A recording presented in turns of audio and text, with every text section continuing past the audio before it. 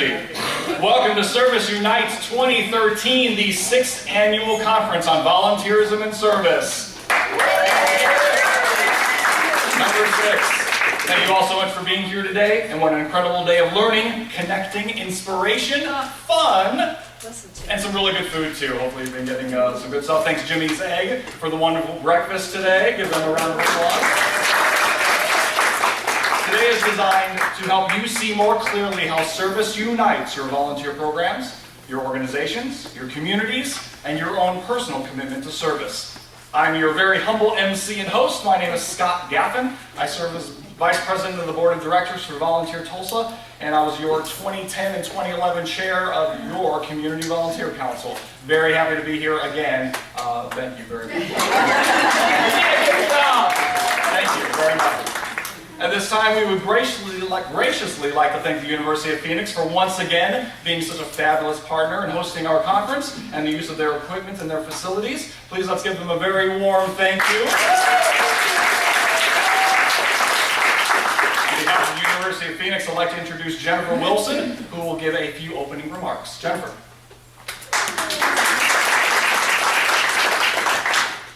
Thank you so much for being here today. My name is Jennifer Wilson. I'm with the University of Phoenix, and I'm the Learning Center Manager for this campus that you're in right now. Be the change that you want to see in the world. I really love that profound statement by Gandhi. It is really such an honor for our campus to be able to be a small part of this wonderful organization. I appreciate your commitment to this change, and I really appreciate you being here today. Thank you so much for all the time that you're spending and being that change. Thank you very much, Jennifer. We are truly honored and thankful for our partnership with the University of Phoenix. And now, ladies and gentlemen, of course, we can't start a conference without some housekeeping notes. So, as the former house manager at the Tulsa Performing Arts Center, now with Northwestern Mutual, it kind of falls on me to kind of give those notes to you. So bear with me on that. Number 1. Please, as always, be courteous to your fellow participants and your expert faculty. Please turn your phones to stun, silent, or vibrate. If you do need to take a call, please do so. We understand life still happens, but please make sure to take it outside in the hallway or outside of the room that you're in for workshops and things like that, out of respect, obviously, for the participants as well as your faculty. Number 2, please keep eating. We have more to come. Who's ready for an exciting lunch by Olive Garden coming later on? You want breadsticks? Jedi mind trick. Breadsticks. Try to convince everybody they don't want breadsticks so you get more. You don't want breadsticks. More for me. Number 3, restrooms, always important. They're directly down the hallway yonder in the back way, down the hallway across from room 203, where the escalator was coming up. The restroom bank is just off of that, where you saw the conference sign saying direction to the right. And then back down this way, Brenda's being man white today, thank you very much. Down this hallway, down the hallway from room 212, where the elevators are. So if you came with the elevator, restrooms are there. If you came with the escalator, restrooms are on that way. So if you have any questions, come find any of us. We'll be happy to make sure you get there. When we present door prizes, you must be present to win. Don't lose out on your chance. Make sure to stay throughout the day. Thank you for the one laugh. So you may be a winner. And we'll write the ticket numbers over here on the board on the front and the back side. So if you don't happen to actually be here, but don't leave the conference, we'll make sure you get your prizes. There's some fabulous package prizes this year. You will not be disappointed. In your registration swag bags as you walk in, you will find a lovely building map and a listing of our incredible conference donors and sponsors. Please make sure to thank them and frequent their stores and services. The holiday season is upon us. Please keep that in mind, of course, as you do your shopping. We truly cannot do this conference without their support. In each shop that you happen to attend, you will get an evaluation survey. Please make sure to fill those out and turn those in before you exit the workshop. If you happen to take them with you, which is fine, please make sure to turn them in to any committee member. Brenda's posting them up. They're a little tiny, but they'll help us plan really well for next year as well. If you have to leave the conference early, and we understand things like that might wind up happening, your lanyards, badges need to get turned back in, if you please. So you can either leave them here in the big room, you can leave them back at the registration table when you leave the building. Either way is fine, just please don't walk off with these. We appreciate that very much. If you would like to be part of the planning committee for our 2014, the 7th annual conference on volunteerism and service, please see anybody with a blue ribbon, or her, or me, or anyone. Jennifer's there in the back, Kimberly's there in the back, and we'll take care of you, and we'll give you all the lowdown on all of that. Ladies and gentlemen, for 8 years, so I'm not even going to go to that part yet. Are we going to take a little break? Are we good? She's ready? Do you want to get this to its owner? Yes. What's the name again? Jackie Clark. Is a Jackie Clark here?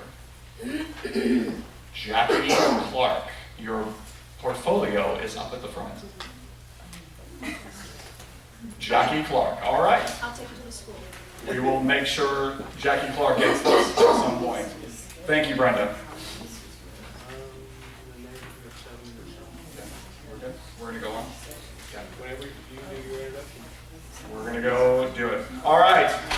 Thought we'd have a little bit more time. We had less filler than I thought, so it all works out very well.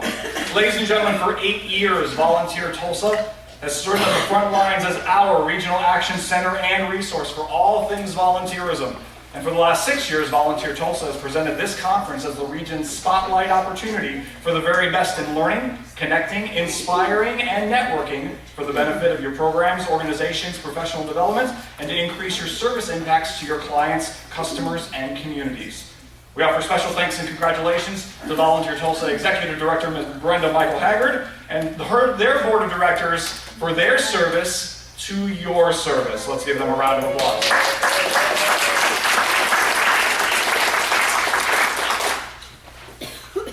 Of course, this conference would not be possible without a crack staff committee, volunteer committee, I should say, of top-notch planning committee led by the amazing Jennifer Thompson of Hometown Hospice, who has put together one of the best days of learning and networking you will ever participate in. We hope you have a wonderful time. If you served on the 2013 Planning Committee for the 6th Annual Conference on Volunteerism and Service, please stand and be recognized for your hard work and your diligence.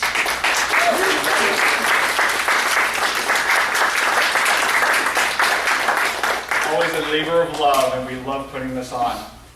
We would also like to thank our building community underwriters, Grace and Franklin Burnson Foundation, the Sharna and Irvin Frank Foundation, and the Mervyn Bovard Foundation. We'd like to thank them, of course, very much. Yes. And now for... We like thunders, don't we?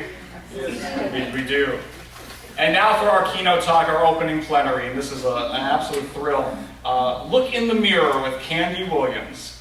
Candy is the Associate State Director of AARP Alabama. She manages a diverse portfolio of projects and programs, including livable communities, caregiving resources, Alabama food policy, and nutritional education. Previously, Candy served as the Director of Affiliate Services for Hands-On Network, the volunteer-focused arm of the Points of Light Institute. Hands-On Network is the largest volunteer network in the nation, delivering more than 30 million hours of service annually. In her role, Candy was responsible for supporting the success of more than 200 hands-on action centers, like Volunteer Tulsa, across the United States. Before that role, Candy served as the Executive Director of Hands-On Birmingham for more than 10 years. That hands-on program grew rapidly under her leadership, with more than 7,000 individuals volunteering in 2009. Candy has a long career in nonprofit management, serving as the Regional Director for the American Heart Association, Director of PR and Development for the West Alabama chapter of the American Red Cross, and Field Director for the Tombigbee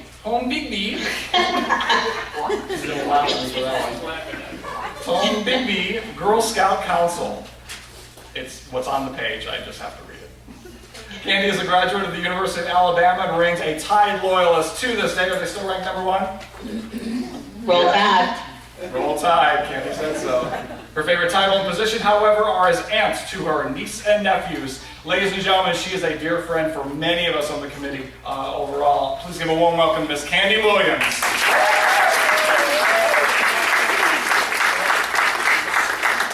Candy could not, Hi. she could not be here physically today, just letting you know, and she can explain if she wants to tell the great story. It'll be just audio for her today, so she's going to do a presentation. So just want to make that clear. Candy, it's all yours. Well, good morning. Thank you, Scott. Good morning. So I'm into ServiceUnites. When you look at my script, it says I'm so excited to be here with you today, and you will notice that I am not there today. I had a little bit of an incident in the Atlanta airport. I'm doing a lot better this morning, but it was difficult to get back on a plane and make it to you, so I apologize. I also wanted to say that I am very Southern, and I have been told I have a Southern accent. And because I can't see you today, this is going to be interesting and a launch and learn for all of us. Mr. John is going to be my eyes and ears, so if at any time I say something very Southern or walker-doodle that you just don't get or understand, please let him know to either slow me down or ask to explain. And we'll just launch and learn and get through this together, okay? So good morning. I am excited to be with you here today, even though it's on Skype, and I'm not sure if you're seeing a big picture of me drinking coffee or what I think looks like me drinking coffee in the mornings.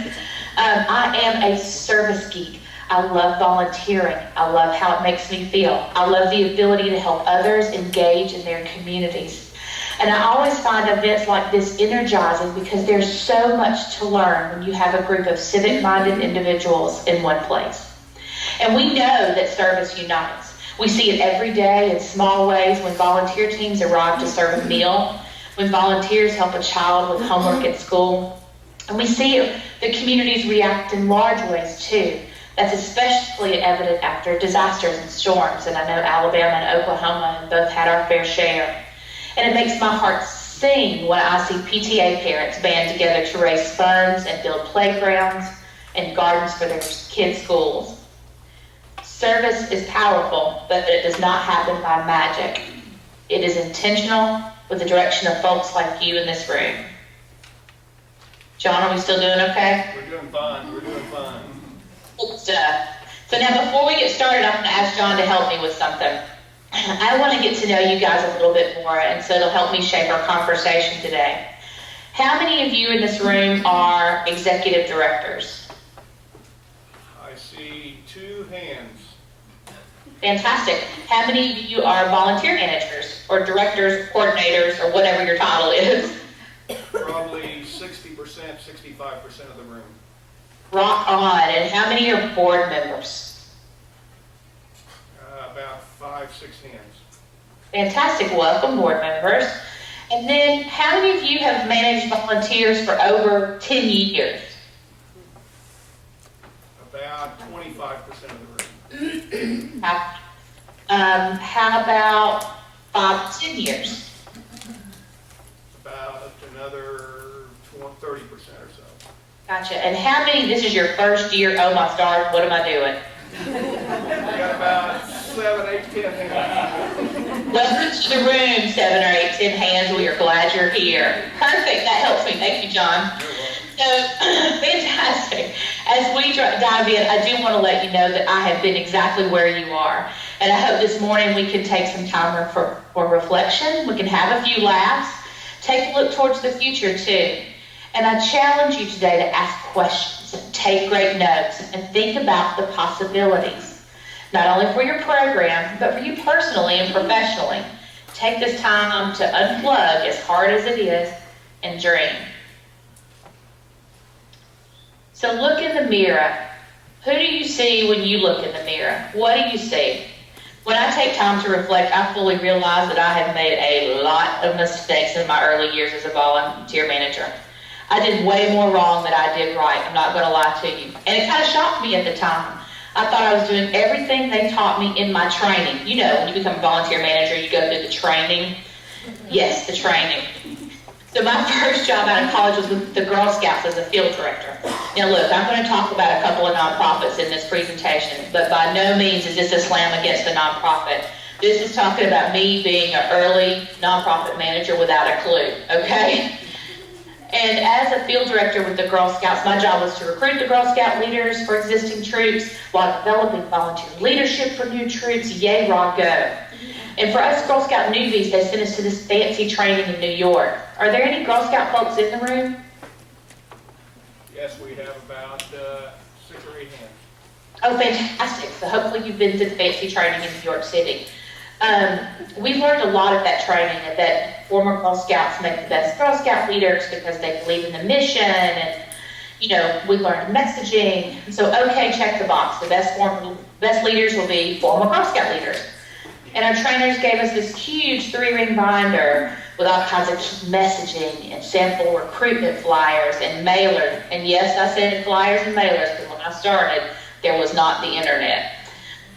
We took personality tests, and I found out that I was a peacock. I don't really know what that meant, but I was a peacock, a colorful bird that attracts attention with its beautiful plumage. So I'm a volunteer recruiter and a peacock. I found out later that my boss was like an eagle or a tiger or something like that. And I kept thinking, in the food chain, that's probably not a good deal for me, but okay. Let's sit home, the big goal to recruit. Wait, does somebody know what the peacock is? Oh, okay. Sorry, I thought I put that. Continue on. So I was sent home with this big goal of recruiting. And we were behind in our recruitment numbers. And, I had my binder, and I had my flyers, and it was game on. And in just a few weeks, I realized that, former Girl Scouts don't wear a name tag that say, I'm a former Girl Scout. Flyers don't work when you have them in places where the right people can see them. Again, there was no internet or email. And really, you only had the way to get the word out was through television, radio, newspapers, flyer, and talking. Lots of talking. I killed a lot of trees back then. I found myself in places like Panola, Alabama, and I was asking the managers of the Piggly Wiggly if I could put flyer. And I learned that crazy people will complete paperwork and assumed to be normal until the background check comes back and they're innocent. No sense of direction. Mostly we ended up in Mississippi, and there was always a nice man that would tell me how to get back to Tuscaloosa. It was always an adventure. And don't get me wrong, I did a lot of things right. I mean, we were out in communities, we were talking to groups, and I met with some seasoned troop leaders to help me figure out what I was doing wrong, because I wasn't pulling in the numbers. And she was in a rural community and said, you know what, my kids are homeschooled, and I'm in this because I want my kids socialized. I'm like, huh. She's never a Girl Scout leader. And so I asked her if there was a large organization I could plug into and talk to other mothers that were homeschooling. And that helped us lead to new Girl Scout troops and new Scout leaders that were strong and great things in their community. She was able to help me with some lessons that didn't come in the calendar, by the way. I think for me, the interesting thing about the conversation with the troop leader and some other troops that we developed is that my executive director looked at them as non-traditional. It's a non-traditional troop. She was willing to try some of the wacky things that I would. And today we would call it innovative. I like the word innovative. I also realized for all my successes that I would never reach the crazy goal they had set for me. I wasn't sure where the goal had come from. And I wondered really what the person before me leading up to that goal. I mean, was she a machine? How did she get off? Someone had to set this bar. But I kind of felt like I was in this clueless space. And as much as I wanted to target recruit, at some point I felt like I was doing that buckshot recruitment where I was looking for a female over the age of 21 that would be willing to sign up for a lead recruit. Let's flip to the next slide. So at the top of the picture is me leading my training. The bottom of the picture is kind of what actually happened. My second position out of college was at the Red Cross. I was the director of development, public relations, and managed the volunteer department. Anybody, does that sound familiar to anyone? On the volunteer department, by the way, it was just me and coordinator. And I was handed a bunch of paper files, a list of phone numbers, and was told we had hundreds of disaster volunteers. How many of y'all in the room work for or volunteer with the Red Cross? One hand Okay, one hand, we're glad you're here. And I hope this doesn't sound familiar to you, actually. I was also given this recruitment goal that was really large, a minuscule budget, asked to conquer the world. I was excited, came on. It took one tornado, and I knew I was in trouble. We started calling down these lists that we needed volunteers to help open a shelter. And we realized the phone numbers were old or non-existent. Many of the volunteers had never took a disaster class past 101. 2 poor folks dead. My director was flipping out because we needed volunteers, and I realized we had about 25 solid folks that could help us. After that, we flipped. We got through the disaster. We made it work, but I knew I had to get our program together. The database clean. New volunteers recruited and trained all in about 3 months or before the next tornado hit. No pressure. I realized quick that I had big goals considering the budget I had and the training dollars we needed to level up our program. I also had a great aha moment. I had not been involved in the setting of these goals either, neither the Girl Scouts or the Red Cross. No one had ever explained to me where these numbers had arrived and how to get this budget. How did the budget really work? You know, the budget was the budget, plain and simple. This is what you have. And I really started believing that as long as I was not an actively involved staffer, leader in that process, that goal setting would always be lofty and unattainable, and I would always be frustrated and running and kind of a hot mess. So don't get me wrong, I love a big goal. I love a stretch goal, but it has to make sense. Leadership on down, we have to hold hands and get this right. Does this sound familiar to anybody? Lots of heads nodding.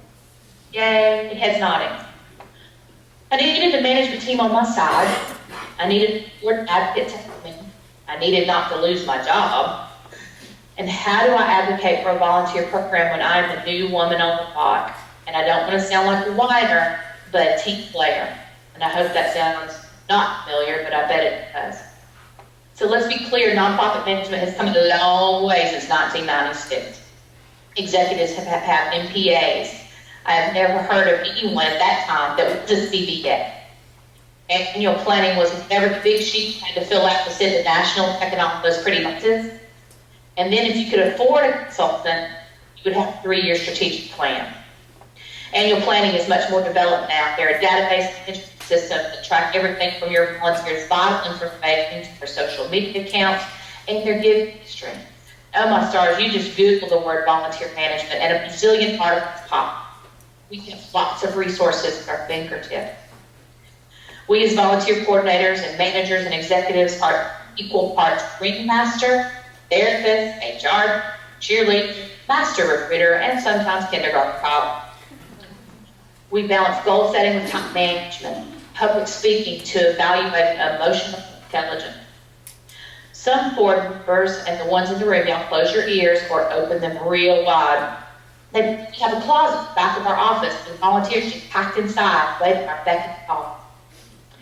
Oh, speaking of volunteers, you've got your skill-based volunteers, turnover volunteers, micro volunteers, not to be confused with your virtual volunteers. You have volunteer advocates, social media warriors, and then your run-of-the-mill, fantastic, awesome mission work volunteers help get the work done. We manage them all, and gladly most days, because we know we're the solution. We make our communities better. We work to guarantee that when a volunteer gets his or her time, that they know that they are doing good in the community. But with all of this advancement, does your entire agency understand your role and the role of volunteers intrinsically to your organization? Simply, do you think they do? So now it's your turn. We're going to look into each other. We're going to do a little bit of reflection. And I have some questions on the 2 slides. I'll read them out. And let me be clear, I don't want this discussion to turn into any negative help. And we want to look at this as a way to solution each other for our organizations and our program. So here's the first reflection. I'd like to see or know how many people say yes to this. Are volunteers mission critical to your organization? If it were not for them, you could not get the work done of your organization. Raise your hands, how many that's true for? every hand is raised. Fantastic. If yes, are you on the management team of your organization? How many on the management team? Probably about 30%. Okay. We have some work to be done. Does your leadership team fully value and understand the potential of your volunteer program? And I know this is opinion. About 25 to 30% of the room. And we have some work to be done, okay? Let's look to that next slide.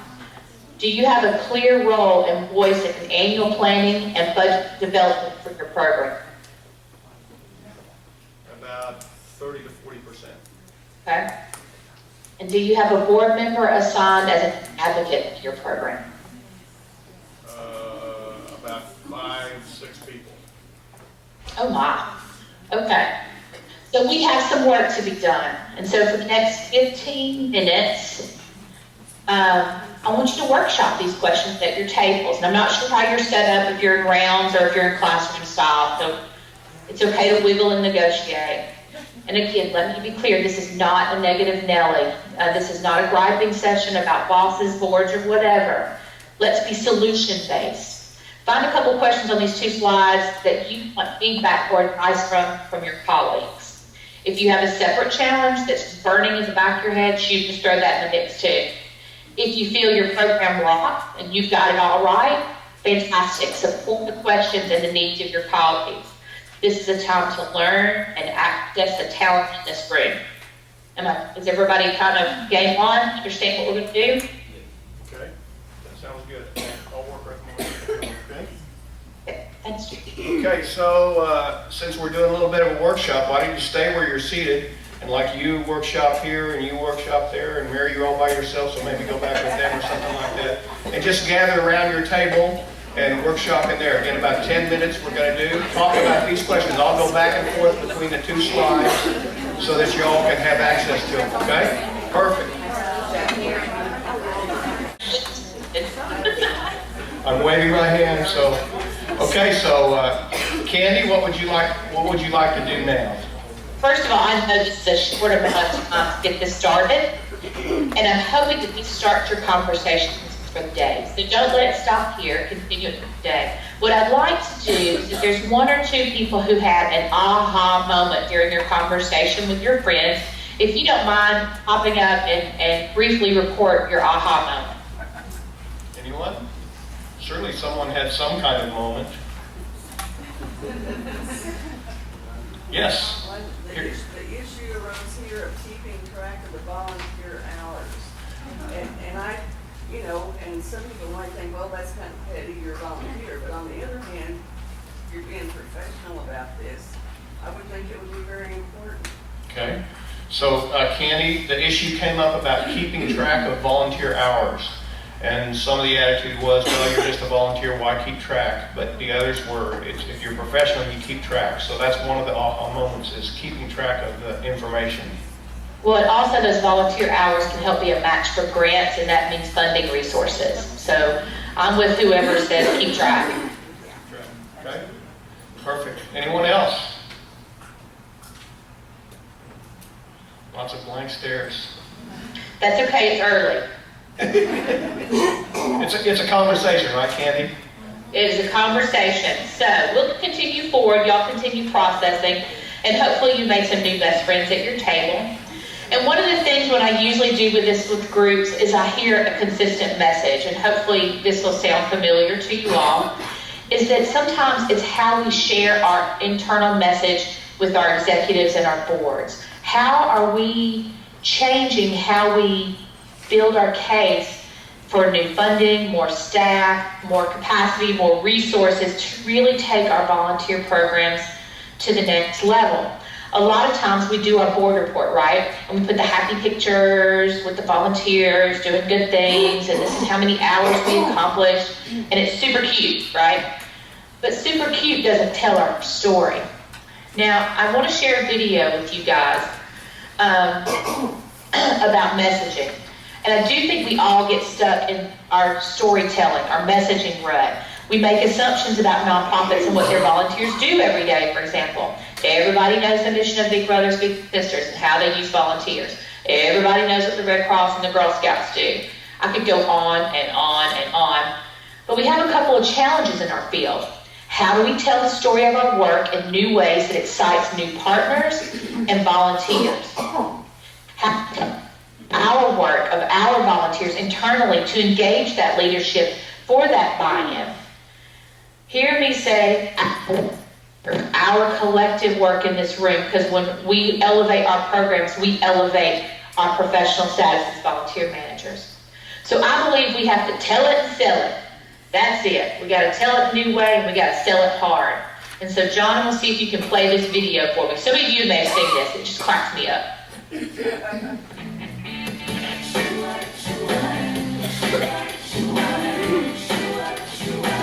I got some safety tips that you gotta know, and trust me, it's something that you wanna hear. So when you sip your lips and in your show, before you stratosphere, yeah. So what they see, that's pulling tight, and keep you in that chair until we turn off that light. Turn on electrical devices out as fast as you can. Let me ask you again. So tonight, get ready to fly, 'cause we're gonna live it on up in the sky. We're doing America knows all the places you wanna be. Fly away with me, fly away with me, yeah. For the 0.001% of you who have never operated a seatbelt before, really? I mean, it works like this. Insert the metal end into the buckle until it clicks, and pull on the loose end to tighten, making sure it fits small and tight across your lap. There you go. To open, lift on the top of the buckle. And remember, seatbelts should be fastened whenever you're seated, just in case of unexpected turbulence or weather conditions. Personal electronic devices should be turned off and properly stored during taxi, takeoff, and landing. Laptops should be placed inside carry-ons or under the seat, not in seatback pockets or loose on the cushion next to you. Nice try. Your in-flight team with assigned above will determine when electronics may or may not be used during flight. Yo, yo, yo, now you're backing your head to the vaccine, with the eyes all glued to the flat screen. It's a cabin precious stranger. You know what we need to do here and pull your hands down. First, don't worry, oxygen flows. Tighten the straps after placing on your mouth and your nose. If you're traveling with someone, like a child, for instance, put your mask on first before you offer assistance. Under your seat, there's a life vest. First class, it's below your central arrest. Remove the couch, tear it open, place it over your head. Are we coming in clear? Did you hear what we said? Look on the white straps and tighten like around your waist. Woods off the plane, pull the handles and your vest will inflate. If your mask doesn't deal, honey, no big deal.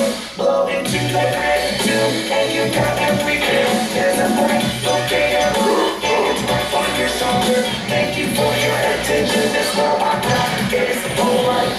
Just in case we must evacuate, we've got a plan of attack. We've got a plan of attack. 4 and no exits on this airplane. 4 exit doors, 2 in the front and 2 in the back. Wow, in the unlikely event we need to get you outside, your exit is equipped with an inflatable sled. Only does high can be used as a flotation device. And if you need to find the exit, you just follow the light. They're at the base of the seats. They got the white to red. Keep in mind that this exit door may not be ahead. So go on and let's just remind you, the nearest exit might be behind you. Yeah! Okay, so this one's important for all you smokers out there. It's never allowed here, so don't you forget. Don't forget. Federal law prohibits tampering, destroying, disabling smoke detectors, so don't touch that cigarette. Don't you do it. All right, it's time for final cabin check. Make sure all carry-on bags are stowed away. Tray tables and seats are in their upright and locked positions. And all electronic devices are completely shut off. For additional safety information, check out the safety cards located in the seat pocket in front of you. Please read and review before we take off. FAA regulations require that all guests comply with the lighted information signs, posted placards, and instruction of the in-flight team. If you have any questions, please don't hesitate to ask. Now enjoy your flight, and as always, thank you for flying Virgin America. So tonight, you're ready to fly. Just live it on up in the sky. Virgin America knows all the places you wanna be. Fly away with me, fly away with me tonight. You're ready to fly. Just get on up in the sky. Virgin America knows all the places you wanna be. Fly away with me, fly away with me, yeah. So why in the world is she showing us this video?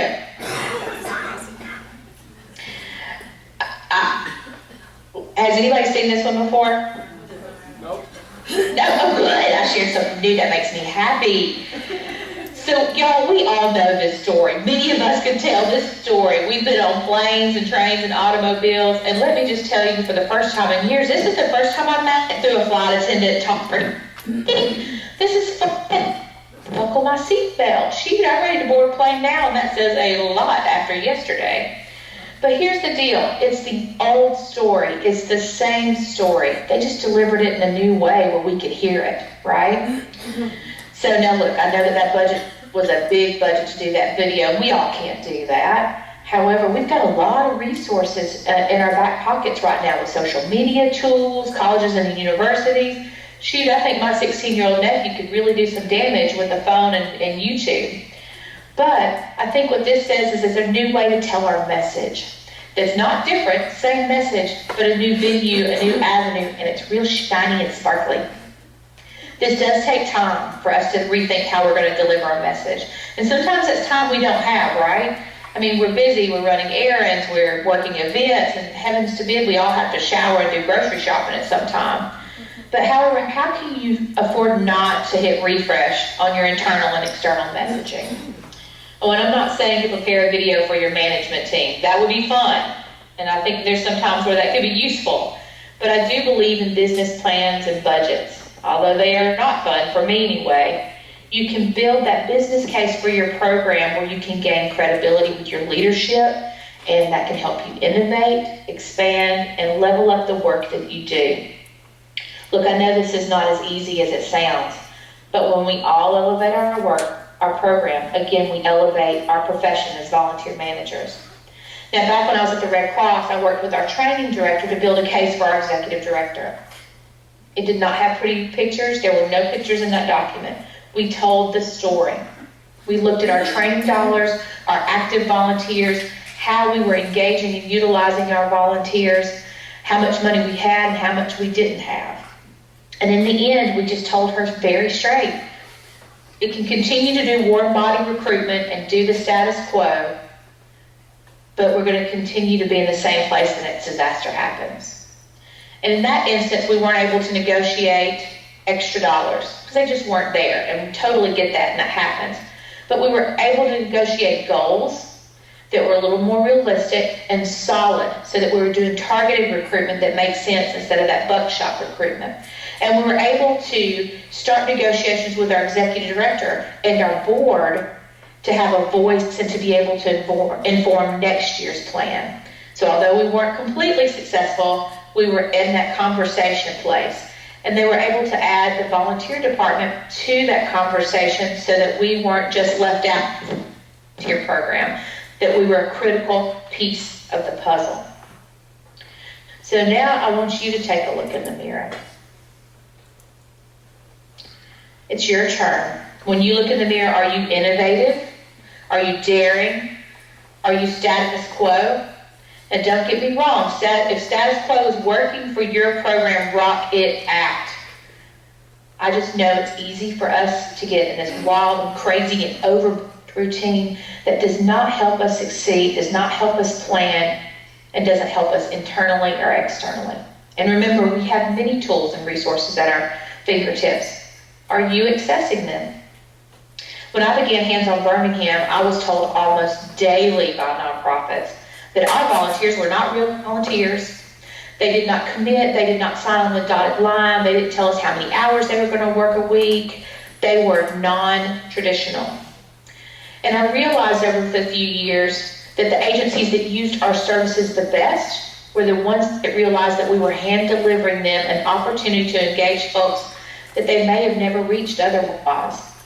I promised my partners, I will get the volunteers to your door, but you're the ones that have to hook them in. That is your job and your work. I'll get them to you. And we always called it success at Hands On Birmingham when we quote-unquote lost a volunteer to an agency partner. To us, it wasn't a loss, it was a success because we did our job by helping a citizen become actively engaged. In this room, there are many resources for you to access. A brain trust of professionals willing to support. And Service Unites, it starts with us. We as professionals must be united together. The more we raise our collective work, the more we raise our profession. We have a lot of work yet to do to make sure that volunteerism is not a nicety, but a critical piece of the organization. And this only happens when our work is solid, is professional, and I like to think creative. And that's when change happens. So let's take a look forward. Today, you're going to hear from fantastic speakers with great information. Your peers will share ideas and gems of knowledge, and I hope you leave here excited and energized. However, when you walk back into that office on Monday, reality is going to hit, and it's going to hit hard. A million things will need to be done, and all these great ideas will fly out the door. So what I challenge you to do is take time to write down your happy thoughts for today. Start an annual planning file for 2014 if you haven't already, and think about how you can integrate these learnings, these ideas, this excitement in a way that makes sense for your program and your leadership. Most of all, and hear this, when you have those crazy days, reach out to the folks in this room for what I call ER, emergency response. We used to do it with the executive directors in Birmingham, and we'd call it an ED-ER meeting, which meant we were kind of heading to the pub, and we would have some great discussions, and we would complain and moan about all the craziness, but we got it out. We talked to someone who understood. We often sleep deprived on the day of a big event. We understand the reporting and the board member meetings and the volunteer orientations and all the wonderful things that make our jobs nuts and special. You are Service Unites. You are the gatekeepers and the cheerleaders, and I can't think of another place that I would be rather than with you today. And I want you to know that you can use me as a resource. And let me plug for AARP before I hush my mouth and take any questions. At AARP, we do have all kinds of information. There in Oklahoma, if you haven't connected with Michelle Sourjohn, she is your volunteer contact. And we have resources that people may not would think about for AARP. For example, we have every bit of segmented data on the 50 plus, it will make your head spin. We have the blue collar, we have the golden years, and it's all defined by age and economic level. So when you're really thinking about targeted recruitment for the 50 plus, consider us a resource. Think of us as a partner too, because even if we may not be able to support your work, we may can help you brainstorm a little bit. So, before I sit down, I want to thank you again. I apologize for not being there with you today. Because trust me, I'm real cute and I love to talk. And we would have a lot of fun. She is, it's true. But instead, please know that I appreciate your leadership team Skyping me in so that I can share a little bit with you. So now, I shared some any questions that you have for me? We have one. Yes? Okay. What's our email address? What's your email address, Candy? Oh, that would have been smart for me to put that on there, huh? It's CC Williams, so 2 C's, CC Williams at AARP.org. Man, that's easy. It is easy. Now, if you go to this sweet lady named Carrie, but she will forward your email to me. What other kind of questions? Other questions? So, I can't see you, but was this helpful? We have one question in the back. Go ahead. Okay. What kind of tracking systems she's asking about what kind of tracking system for hours. Some of the sessions may talk to you about that, but rather than have Candy's time here, we can talk about that. You can come find me. We can talk about that. Because there's lots of different ones out there. There's a lot. Yeah, there's lots of them. Any other questions? I think that's it, Candy. Yay! All right, I missed you guys already. Enjoy the day. Thank you so much. Thank you, Mr. John. I appreciate your help. You bet.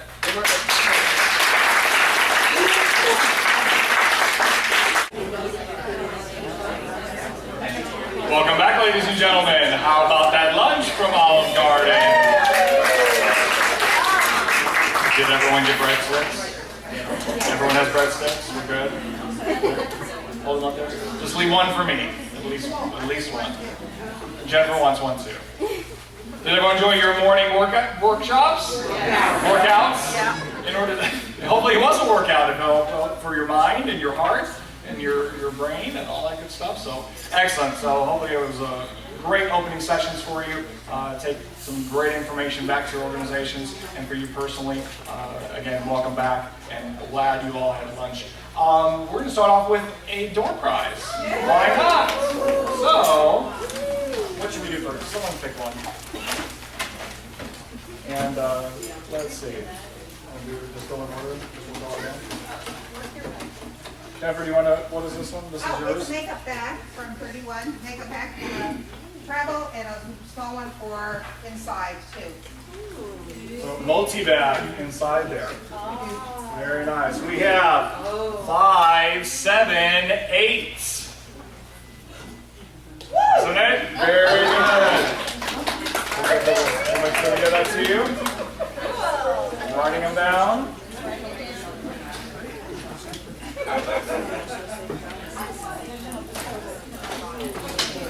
Oh, how about one more door prize? Why not? This one. 6 more?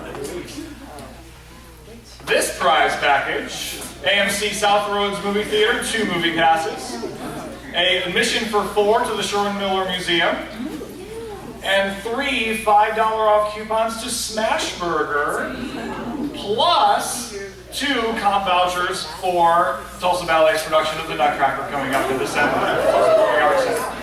So, I'm not looking, you can tell, right? Can't see a thing. 610. Take a look. That's me. That's me. That's you. So close. 6610, correct. 6610. Is that you, Nancy? No, wait a minute. And there we go. You're not with your ticket. Well, 6610. Oh, I thought it was 01. No, transposing. Oh, congratulations. Very good. I'll take your ticket so you can't easily do it, unfortunately. You are your winner. Very good. I won 2! I haven't even looked at mine. I don't even know what mine is.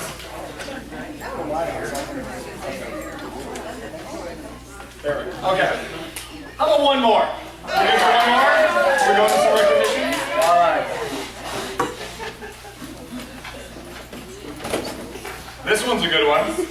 This prize package includes admission for 4 to the Tulsa Air and Space Museum, TASM, comp tickets for 2 for Tulsa Ballet's production of the Nutcracker, and DVDs, buy one, get one free bowling plus laser tag or go-kart. Your choice. And 3 $5 off coupons to Smashburger, so entertainment and food all taken care of. 5, 2, 3. 523. Bingo. Bingo? Who's that? Right there. Give a hand.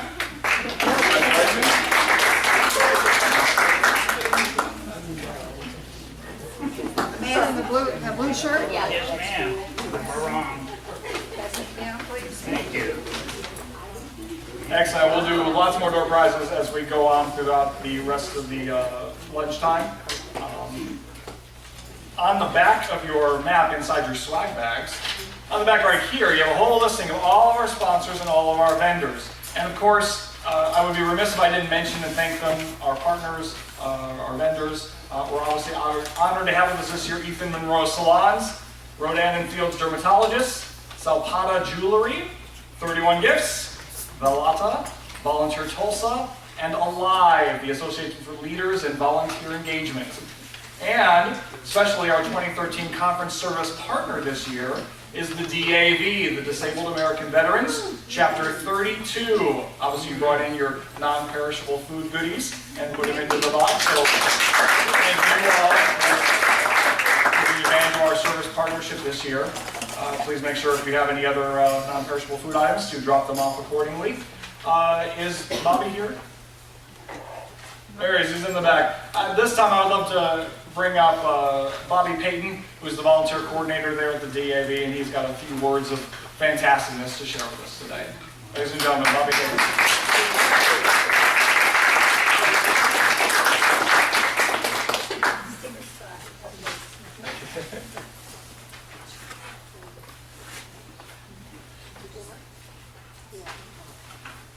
First of all, I'd like to thank all of you for the food that you brought, because this will help us get our food basket out to the veterans. And not only veterans, we pick out 30 families of active duty people that their spouse is deployed, and we make sure that they have food for Christmas, and we sure appreciate it.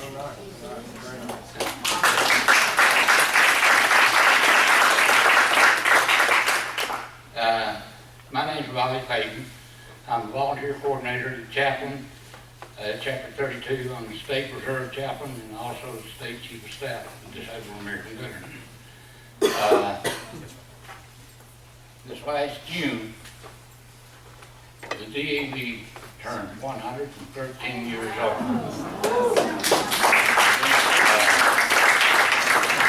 It was formed in 1920 by a full-bird colonel, because he saw some of the veterans that were coming back from World War I who wasn't getting the treatment like they were promised. And from that day forward, we've gone forward with it. Right now, in the United States, there's probably around 5 million disabled American veterans. The people that work for the disabled veterans, there's probably close to 1 million. Only maybe 1,000 of that million gets 1 penny. Everybody else are full volunteers. Wow. And you go up and ask any of them, would you do anything else? And I guarantee you 99% of them will tell you no. I went in service on June 9th, on my 18th birthday, June 9th, 1962. I was home for about 10 years later. And my daddy asked me, says, how long do you think you're going to stay? I said, well, Daddy, I think I'd just stay a year. I mean, about 20 years. If I liked it, I'd just make a career out of it. Well, I guess I liked it, because I retired 28 years and 6 months a day later. There's just so much, though, after you retire that you can do. And all of a sudden, as soon as you can't cut the yard more than 3 or 4 times a day, and everything.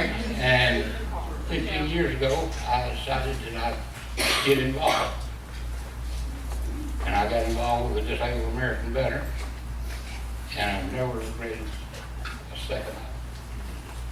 Everybody in our office, well, everybody, all of them, were volunteers. And like I said, you ask any of them, no, they wouldn't want to do anything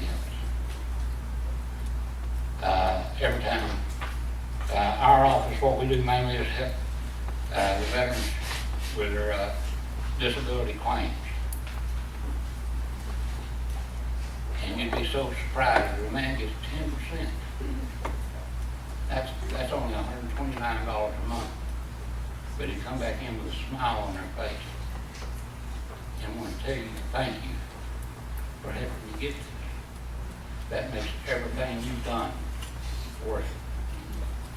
And a lot of people don't realize that, especially the ones that's not volunteers.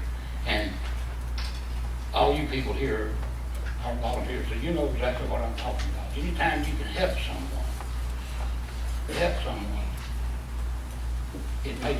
it gives you a peace about yourself. It makes you feel and know that you're glad that you're doing what you're doing. And it takes up a lot of time. And somebody asked me, said, well, why are you doing all of this? And I told someone this morning, I said, well, spell out U.S. Army. And put the word with it, it's Uncle Sam ain't released me yet. And that's the way we feel. That's the way we feel. Regardless of what branch of service you were in, Uncle Sam still hasn't released me yet. But I appreciate everything that y'all are doing. And for the ones that are just getting started, eventually you will know that everything you've done and everything you are doing is to help someone. And that's what 99% of the people that you're working with and call wants. Just want them to have our companionship. Somebody to talk to. You don't realize how much you're helping somebody when you just stop and talk to them. And I appreciate everything y'all have done and will continue to do. Thank you.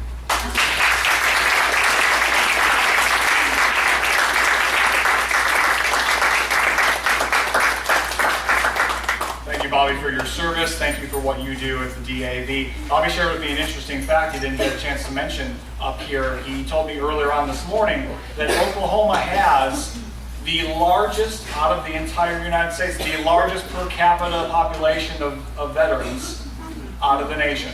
Oklahoma does.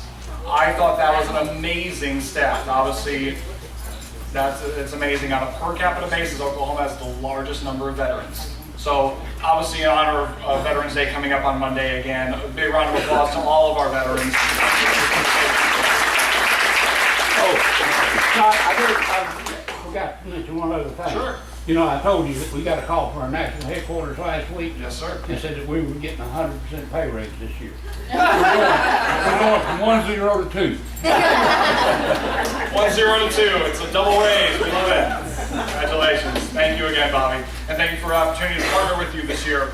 We're very appreciative of that. Again, all of our resource partners can be found in the vendor room where you got your food, of course. Again, hopefully you've enjoyed the breakfast provided by Jimmy's Egg, and obviously our lunch provided by Olive Garden. Again, we thank them so much. They're providing in kind the food. And so it's important to recognize, obviously we can't do this conference without all the work of our sponsors and our partners all together. How many here in this room went to the national conference on volunteerism and service? Everyone go to the national? We've got one, got Jenny. Brenda did. And Jenny, how much did it cost you to go to national conference? Probably about $1,500 by the time travel and airfare and hotel and the session was included. And registration itself was how much, if you remember? About $400 depending on when you register. But if you register to be a volunteer at the national conference, you can save money on it. And all of us are used to paying for, so I highly recommend registering as a volunteer. So for those who didn't hear, the registration for the National Conference on Volunteerism and Service, which we happily regionally piggyback off of, runs about $400 on just registration. And so in comparison, we just want everyone to feel really good about the fact that we're able to keep costs extremely low without the University of Phoenix. If we had to go to a hotel or something like that, or a convention center, and how much more expensive things will wind up being. So any conferences you've probably been to in the past, and then you realize how much you've had to go pay to go be there and everything, definitely give lots of thanks we do every single day for all of our partners being able to keep costs low. If you're a volunteer here today, and again, who's a volunteer? Just registered as a volunteer, so we definitely have some few. For $10, you get a whole day of training plus meals. You can't beat that with a stick. 1 hour-long training with the Oklahoma Center for Nonprofits costs a minimum of $50 if you're a partner. For $50, if you're a regular partner after early bird, you get the whole day of everything we're providing. So again, all the lovely folks on the back of your sheet, make sure to recognize them. They help make this possible. So a big round of applause for everyone who's involved with all of that. Again, always happy to give shameless plugs, and I mentioned this kind of in the morning, information on the Community Volunteer Council. If you've not been going to the Community Volunteer Council, it is your resource for all things volunteerism on a monthly basis, except for November's, because we're obviously here. So we want to make sure you come to that every second Thursday of the month. At OU Tulsa, come find any of us with the conference committee badge, and we'll take care of you. We're going to turn this over right now. Let me turn pages. We're going to go recognize Celebration of International Volunteer Managers Day, talk about the Excellence in Volunteer Management Training Series, and give the presentations now for the Volunteer Administrator of the Year Award. So I'm going to turn this over to Ms. Jennifer Thompson to start us off. Actually, I'm starting off. I'm starting off. You're probably sick of already hearing about me today. November 5th, every single year is International Volunteer Managers Day, and it's all things celebrating volunteer administrators. With that in mind, Excellence in Volunteer Management Training Series, which is also acronym VMTS, is made up of 6 courses of immersion learning. Whether you're an old-timer or new to the field in your role in volunteer administration, you benefit from the intensive foundational information, connecting with peers and your CVA mentors, plus leaving with a binder of resources and tools that you can take back and utilize for the rest of your career. Volunteer Tulsa has presented the Volunteer Management Training Series since 2009, led by Oklahoma CVAs, otherwise known as Certified in Volunteer Administration. We are Certifiable in Volunteer Administration. And we continue to tweak and update the series to bring you timely and pertinent information and best practices to you to apply as leading practices at all times in what we do every single day. And so if you have not taken advantage of the opportunity to take part in the Volunteer Management Training Series, we have brochures from the previous year. It's offered quarterly at various locations throughout Oklahoma, at least 2 here in Tulsa. We've been doing Oklahoma City, we've been doing Muskogee, we've done Claremore before. So we'll get you there somehow. We would like to honor our participants this year who will take advantage of the Volunteer Management Training Series. And this year, Lisa Anderson, Elizabeth Barlow, Carmen Clay, Lois DeBerry, Teresa Dixon, Miss Allison Freeman, Shannon Gray, Trey Hyatt, Janae Lutomsky, Megan Kelly, Susan Massey, Wajana Montgomery,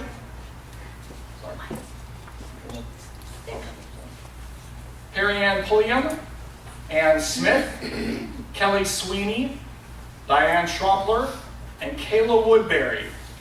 If I could ask at this point also that all Oklahoma CVAs come on up. We're going to go take a little picture and join up Allison and Shannon, who are unfortunately our only ones who are able to come today, who took part in the Volunteer Management Training Series. We're going to give them some special recognition for taking the initiative and bettering themselves within our field of volunteer administration by doing the VMTS.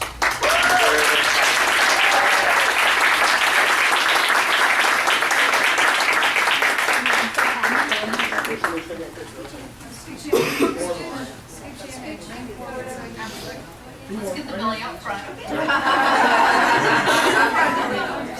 Don't be out front. Future volunteers. Oh, you can go over the board. Ready? No, but do it anyway. Somebody has to move. Nice. Congratulations. If you go through the Volunteer Management Training Series in 2014, you too can be up here getting pictures taken with all of us. I was going to come back around for I it. certainly hope that was worth it. Shannon Allison. We have books for you as well. For Shannon Allison, come back up. You're not done yet. We have a special presentation. We'd like to offer you the newest edition of the From the Top Down by Miss Susan Ellis. Just to let you know that Allison has been part of the Volunteer Tulsa family as a volunteer while an OSU student and now works part-time with us. You owe much of the organization of today's conference directly to Allison and to Shannon. Allison started her master's program at NSU this fall and hopes to someday put all her skills and knowledge to use in the nonprofit world. Shannon is wrapping up her volunteer management service internship with Volunteer Tulsa, and once she completes the program with TCC, it's to Tulsa Community College, for those who didn't know what TCC meant. Shannon intends to be the best volunteer administrator in the Tulsa area, supporting community-focused efforts, and maybe some lucky organization with us today will invite her to be part of their team starting January. She's available January. Because volunteer day? See that? After the baby. So I make sure that's very clear. She's bringing another volunteer with you. She's bringing a volunteer, automatic two volunteer with you. You're increasing by 2 automatically.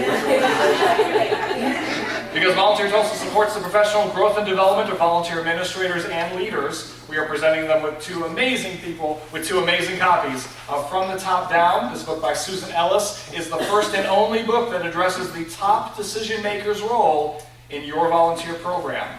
Read, absorb, and rock the world, ladies. And thank you so much.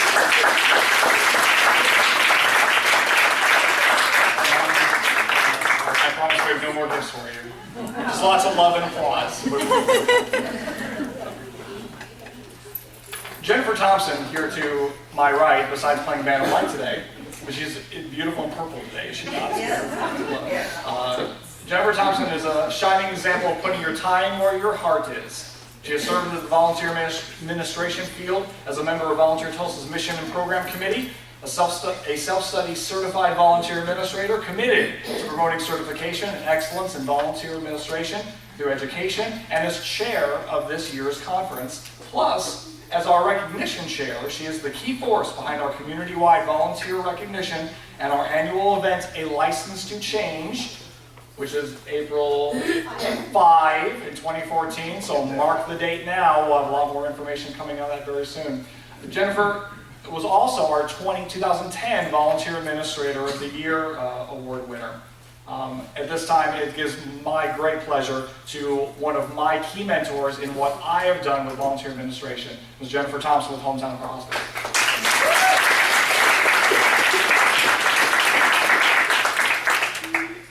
Well, now I have to figure out where I'm supposed to start reading, but that's okay. After, go back. Go back? More, no, forward, sorry. Forward.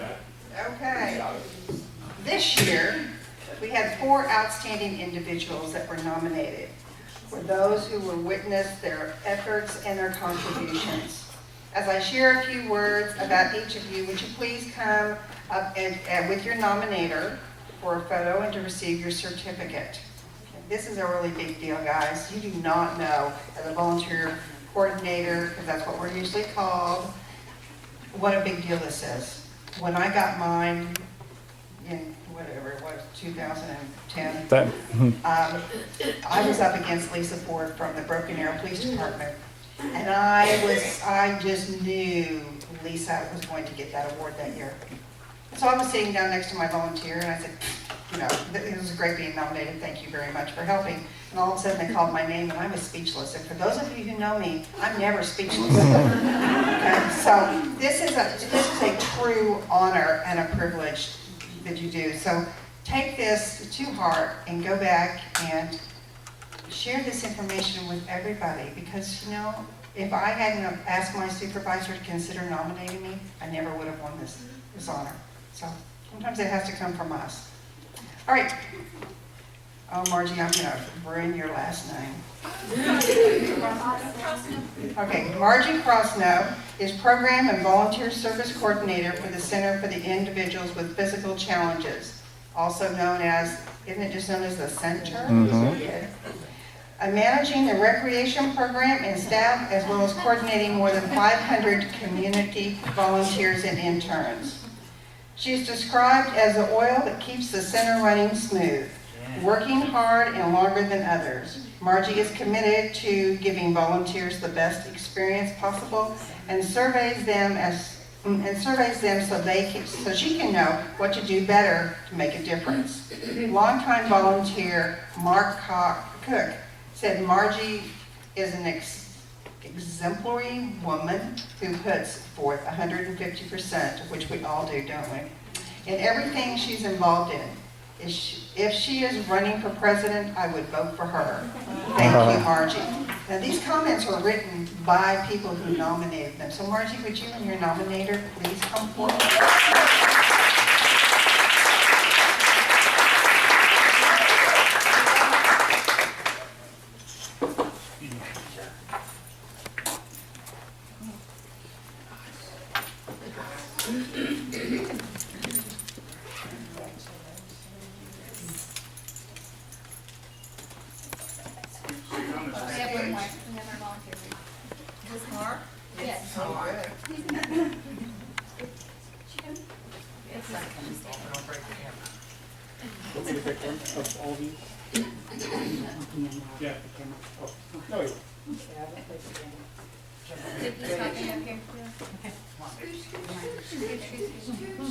Seriously, scooch.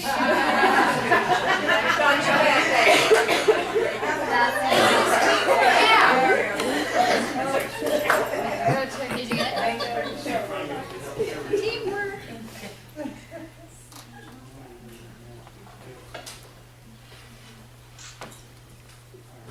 That was a good sound. That'll do. Right, one more from this. Remember, I'm physically challenged.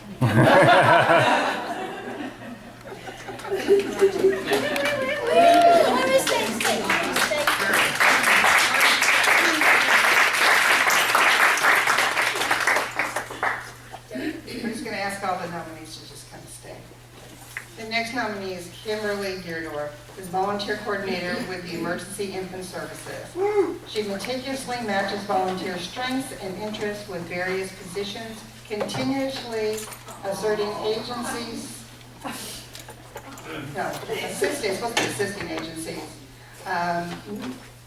agency needs to complicated volunteer goals, whatever that just said, I don't know.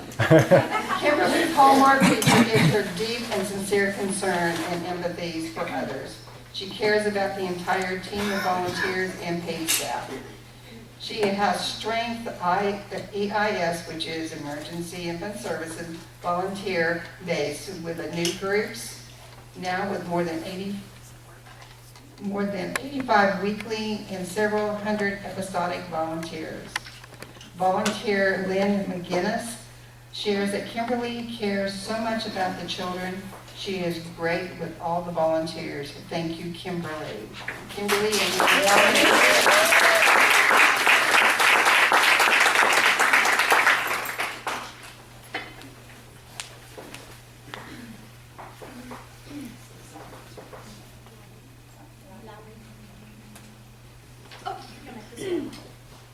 Risk management.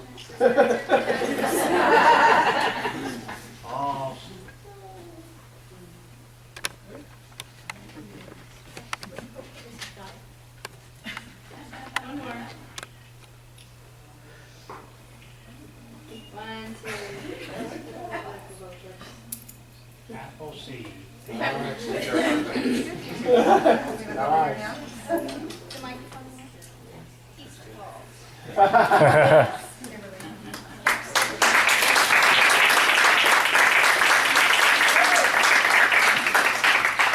Okay, our next nominee is Lisa Lowry, volunteer manager with the Tulsa Zoo Management, and is credited with growing the zoo's volunteer program to more than 300 active sustaining volunteers. Lisa makes it a priority to build meaningful connections with each volunteer and is a constant advocate for volunteerism in the community. She continuously comes up with creative strategies to improve the relationship between the zoo staff and the volunteers, and I'm sure you all learned about that in her session this morning, while further developing her professional and leadership by facilitating learning sessions and achieving the certification in volunteer administration. Zoo volunteer Linda Calorie knows that Lisa keeps her wit about her and always has a solution for whatever problem might arise. She knows how to make each volunteer feel special and needed. Thank you, Lisa.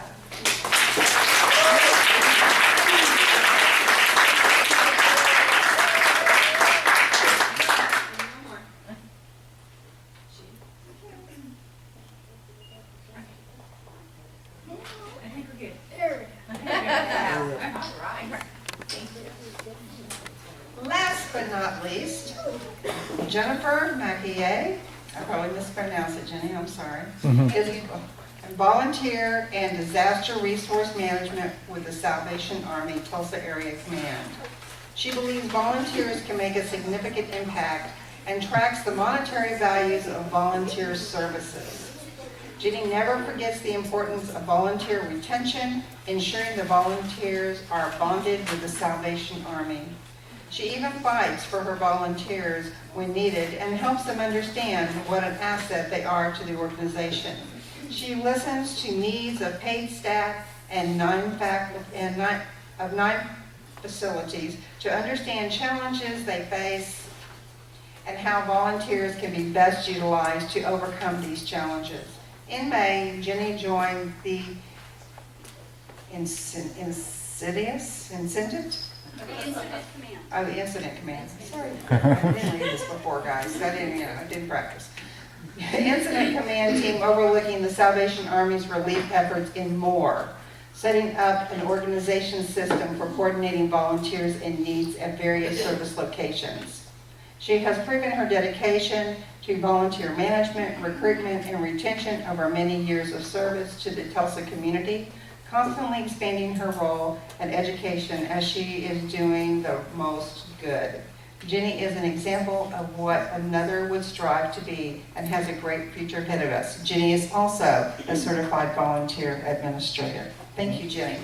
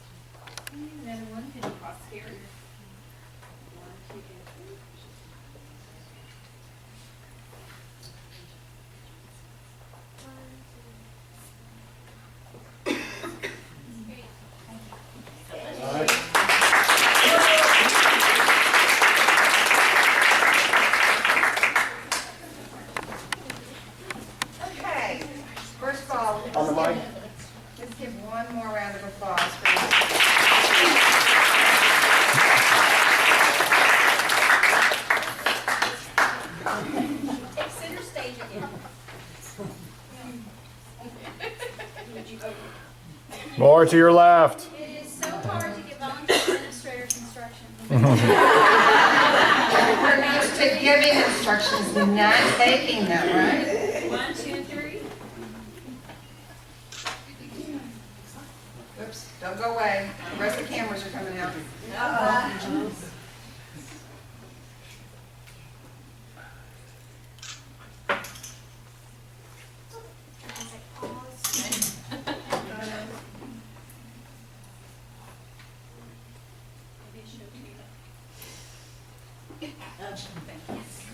The Council for Certification, sorry, I gotta talk over here. The Council for Certification in Volunteer Administration has generously donated a copy of the Volunteer Administrator's Professional Practices, what CVAs consider the Bible, and it is a Bible to all of us who have this.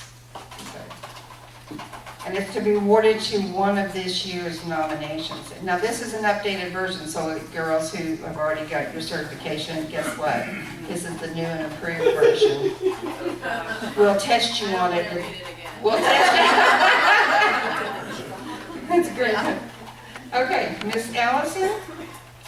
No, she's already said that. She already sat down. Yep, that one. Okay.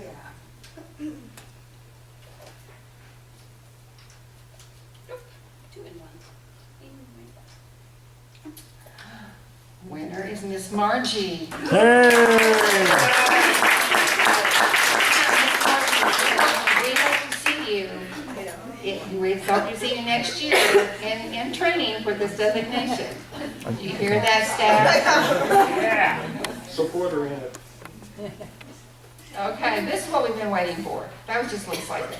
Okay. Our independent panel of judges reviewed the nominations and each proclaims the difficulty in evaluating the incredible impact and contributions of each nomination or nominee makes on behalf of their organization and our community. Now, these are independent judges out in the community. They're not volunteer administrators. They're not CBAs. They are actually people in the community, okay? So based upon the judges' ratings, and none of us know this, who it is, the 2013 Volunteer Administrator of the Year is, drum roll, somebody. Margie Crossnow.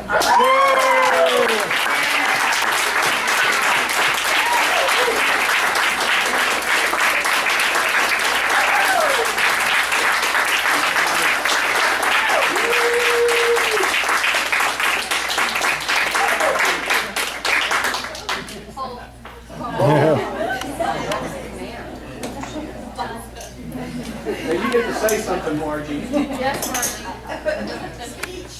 Well, I am truly honored and surprised.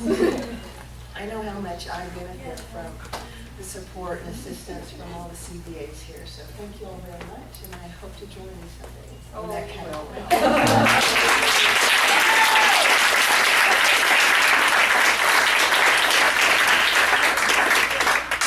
We just want to thank the center for nominating Margie and doing she's an outstanding candidate. So are all the rest of you also.